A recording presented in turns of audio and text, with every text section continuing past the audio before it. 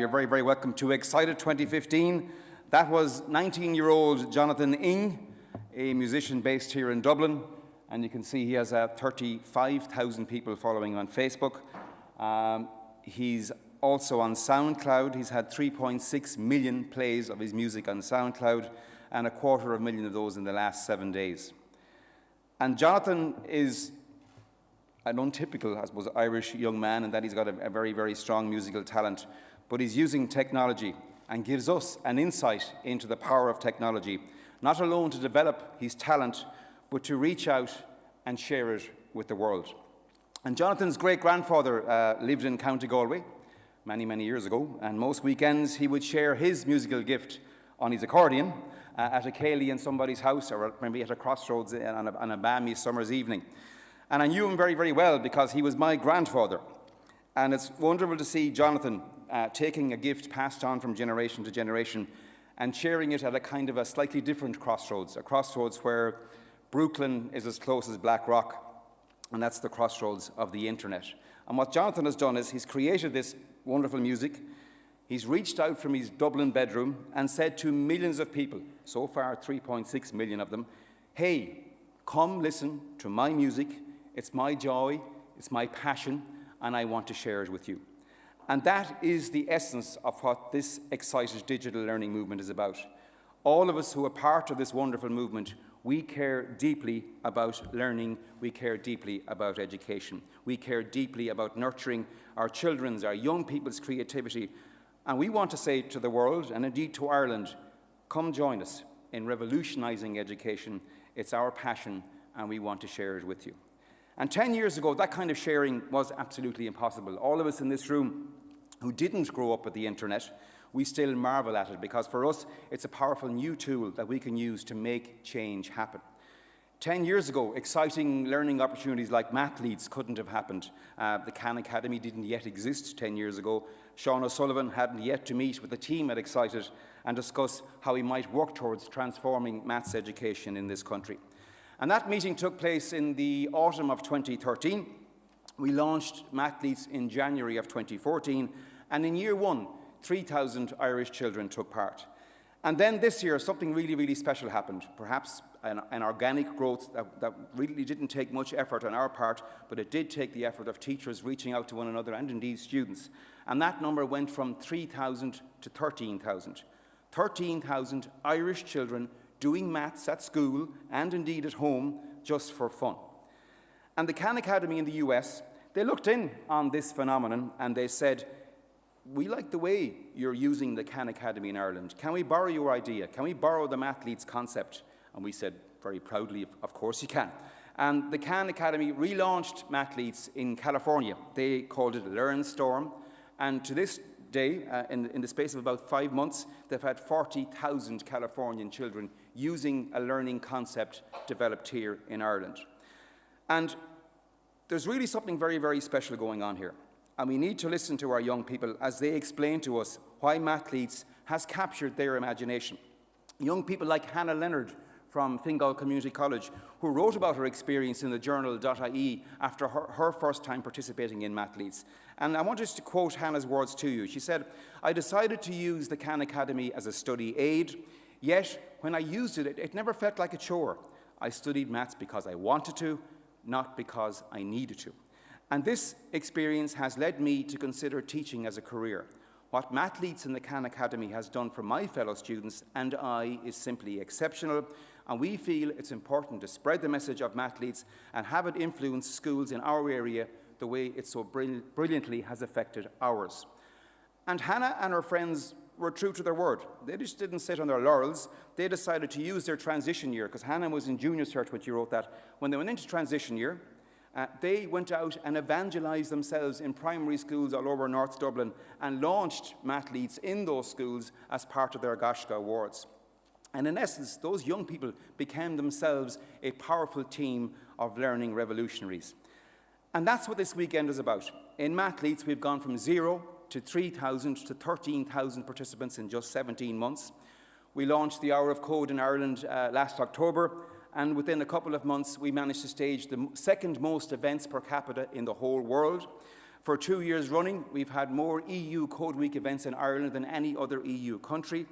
And what's happening is, on a daily basis, we have a team of revolutionary teachers and students who are day by day recruiting more revolutionaries.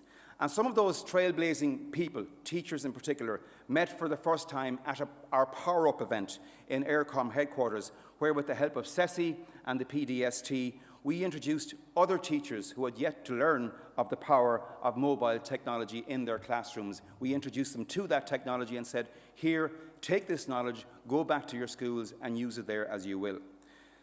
Real change and real disruption in any system usually comes from below, from the ground up, through the individual decisions of the many rather than sweeping decrees from above. 2 million Irish people use Facebook, not because they got instructed by Mark Zuckerberg to do so. They simply decided that they wanted to use for themselves this powerful communication tool. However, if the momentum for change comes from the grassroots of education, that change needs the support of policymakers so that it can flourish and become permanently embedded in our system. And I've yet to meet an education policymaker who doesn't care deeply about learning. And the point I'm making is that change can happen in education if we take the individual decision to play our part in making it happen. Every one of us is a potential learning revolutionary. And if we inspire others to join us, well, then anything is possible. Imagine if every teacher who attended that first Power Up event convinced just 3 colleagues to come to the next one. Imagine for a moment if every teacher and student of those 13,000 who took part in Mathletes this year picked up the phone to 5 friends over the next couple of months before Mathletes 2016 happens. Imagine if our policymakers said, we believe there's really something very special going on here, and we're not going to wait for years of research to prove it.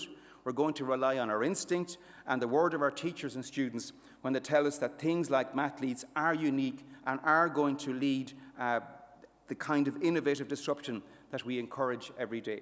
Imagine if industry leaders in Ireland said, we do innovation every day. It happens from within our own companies, and we're going to share that knowledge and that expertise for innovation, for disruption with you. We could have 250,000 Mathletes next year. We could be looking for a bigger venue for our national finals. We could have a Coder Dojo in every village in Ireland. We could host more Hour of Code events in any other country in the world. In short, we could lead the way in revolutionizing learning. And that's what we're trying to achieve in Excited, bringing people together, generating ideas that can move all of Irish education into the 21st century and allow our children to learn in ways that simply weren't possible even 5 years ago. And what convinces me most of all that this revolution is possible is the talent of our young people and their untapped potential to teach and to learn from one another. And let's go back a minute to Hannah's writing. There was one paragraph that really caught my attention. She said, our school then won the Mathletes February Cup. It was a brilliant day. Our teachers were beaming with pride, and I discovered so were we. We were proud of ourselves, of course, but when looking back on that first month, we realized how much Mathletes had influenced our classroom. We had begun learning from each other. We were trying initially to outrace one another, yet when somebody asked for help, they were answered. And for the first time, that answer didn't necessarily come from the teacher, but from us students too. We realized it was a group effort to win that competition and how proud we were of one another. And that's what technology allows us to do, to change fundamentally the learning process so that young people, to a great extent, assume control of their own learning, and teachers become the facilitators, the inspirational mentors that they can be. Teachers like Peter Creedon from County Wexford, who told us at Excited last year that he saw his own students using technology for the first time to create videos about the famine. And having watched those videos, he concluded, I'm no longer teaching history, I'm instead creating historians. And our young people have shown to us again and again that they are ready to shape their own learning, they are ready to work in a collaborative partnership with their teachers in developing their own learning content, their own learning experience. The members of our Digital Youth Council, we were talking with them this morning, they fill me with incredible hope about our future. And they're challenging us, and rightly so. They're challenging us to make the changes that they yearn for.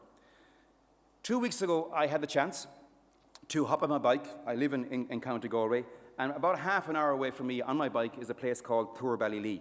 And that's the place where W.B. Yeats spent 12 years of his life. and he wrote some of his most beautiful poetry.